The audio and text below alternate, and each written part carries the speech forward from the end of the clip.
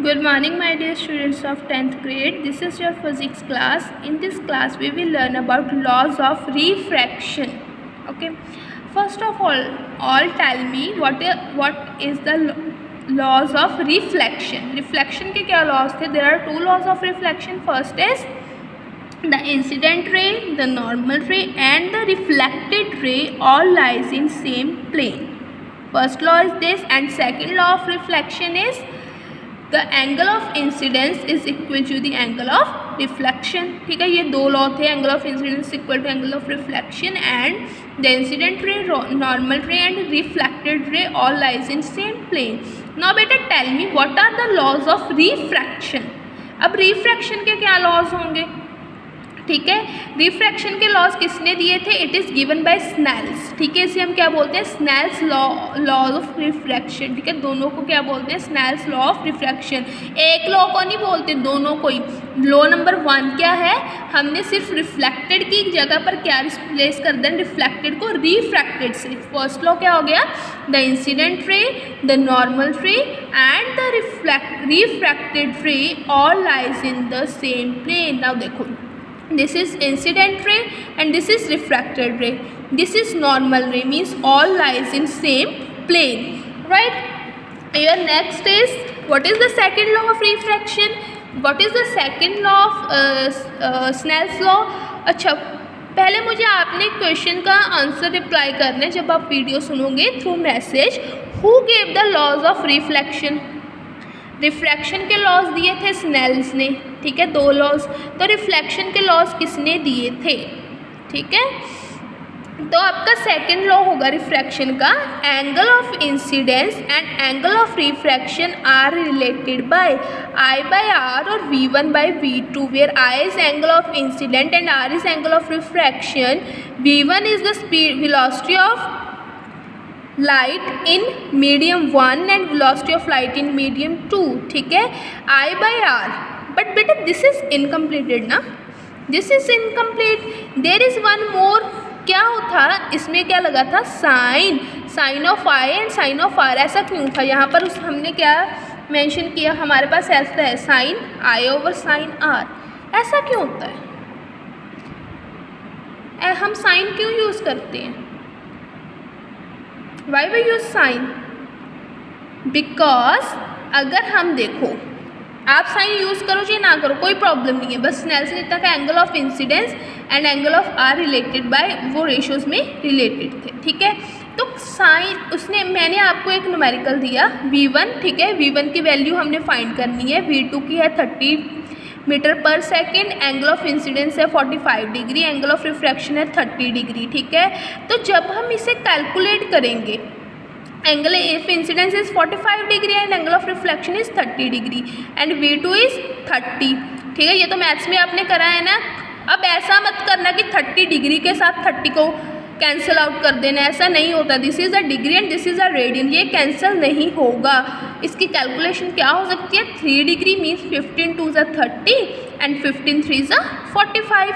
ठीक है, 3 degree upon 2 degree into 30, v1 equal to 3 degree upon 2 degree into 30. This is v1. But बेटा this calculation is so, आप क्या बोलोगे? What is the value of v1? What is the velocity of light in medium 1? क्या होगी?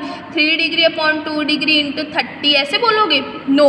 तो इसकी calculations को easy करने के लिए स्नेल्स ने क्या किया? साइन यूज़ किया. अब आप ये बोलोगे कि मैम उसने साइन ही यूज़ क्यों किया? कॉस टेन कुछ भी यूज़ क्यों नहीं किया? बेटा जो साइन है ना, आप कुछ भी यूज़ कर सकते हो, फिर वो स्नेल्स लॉ नहीं रहेगा.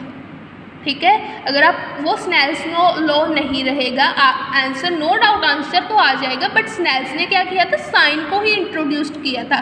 That's why it is called Snell's law. ठीक है, उसने साइन यूज़ किया था, कॉस टेन यूज़ नहीं किया. क्यों नहीं किया?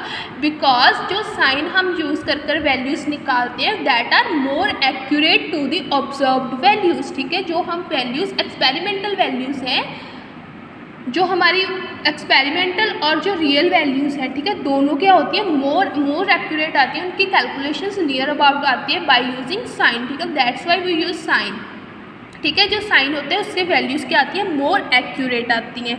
तब फिर सेकंड लॉ क्या बन गया, the ratio of sine of angle of incidence, ठीक है, ratio of sine of angle incidence to the sine of angle of refraction, ठीक है। क्या था स्नेल्स का second law, the ratio of the sine of angle of incidence to the sine of angle of refraction, जिसे हम कैसे लिख सकते हैं, sine I by sine R is equal to V1 by V2, ठीक है, sine I by sine R और sine V1 by V2। अब देखो इसकी कैलकुलेशन कितनी ईजी हो जाएगी, टेक दिस, ठीक है, यही हमने एग्जाम्पल लेनी है, मैं यहाँ पर कर देती हूँ। वी साइन आई की वैल्यू, आई की हमने कितनी ली थी 45 डिग्री, साइन 45 डिग्री, ठीक है।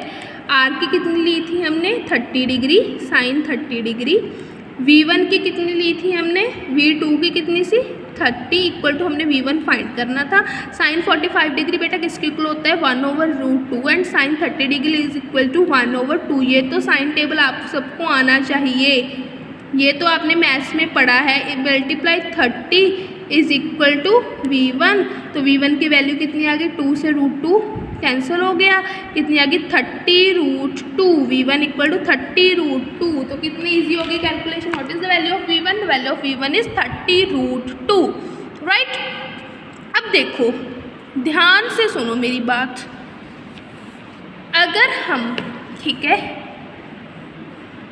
जो V1 है अगर हम मीडियम को क्या कर दें, कांस्टेंट कर दें, अगर हम मीडियम को कांस्टेंट कर दें, ठीक है, when we constant the medium means V1 के V1 में क्या रहे वेलोसिटी, मीडियम 1 ले लें हम एयर और मीडियम 2 ले लें ग्लास, उसमें उसकी वैल्यू भी कांस्टेंट होती है। जैसे मैंने पिछले असाइनमेंट में आपको टेबल बताया था ना, क्या क्या होती है वैल्यूज़ इसकी। देखो एयर में होती है 2.99, ठीक है, 1.97 ग्लास में होती है। अगर हमने कांस्टेंट कर दिया, मीडियम हमने कांस्टेंट कर दिया, ठीक है, और एंगल चेंज हो रहा है, तो बताओ मुझे इसकी वैल्यू पर कोई फ़र्क पड़ेगा मीडियम की। अगर मैंने मीडियम कांस्टेंट रखा और एंगल चेंज कर रही हूँ, is there any effect on the medium, क्या मीडियम चेंज होगा?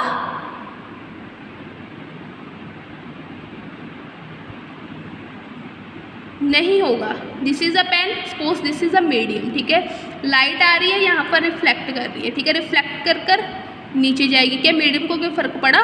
मीडियम चेंज होगा? एंगल जितना मर्जी हो जाए मीडियम तो वही रहेगा। तो इसका हमें क्या लिखते हैं, sine is equal to constant, sine I by sine R, ठीक है, एंगल जो मर्जी हो, मीडियम अगर कांस्टेंट है तो हमारी वैल्यू क्या आती है, कांस्टेंट आती है। This is called refractive index. V1 over V2 जब मीडियम चेंज रहता है तो उस मीडियम क्या होता है, कांस्टेंट होता है, that is called refractive index. तो रिफ्रैक्टिव इंडेक्स की क्या हो गया, साइन आई बाय, और क्या लिख सकते हैं, sine I by sine R is equal to V1 by V2 is equal to constant is equal to refractive index, ठीक है। अगर हम एंगल चेंज करी जाए, मीडियम कांस्टेंट हो तो मीडियम पर कोई फ़र्क नहीं पड़ता, वो कांस्टेंट ही रहता है, राइट। दिस इज, इसे हम क्या बोलते हैं, रिफ्रैक्टिव इंडेक्स। तो रिफ्रैक्टिव इंडेक्स की डेफिनेशन क्या होगी, the ratio of the velocity of light in medium 1 with respect to the medium 2 is constant, उसे हम क्या बोलते हैं, रिफ्रैक्टिव इंडेक्स बोलते हैं, ठीक है। But this there are one more definition and 5 formulas. This is only first formula of refractive index. refractive index के total 6 formulas हैं, 2 definitions है। एक तो definition हमने कर ली, ठीक है, जो उस, और एक formula भी हो गया, ठीक है, और 5 formula और 1 definition pending है जो हम next videos में discuss करेंगे, right? Thanks.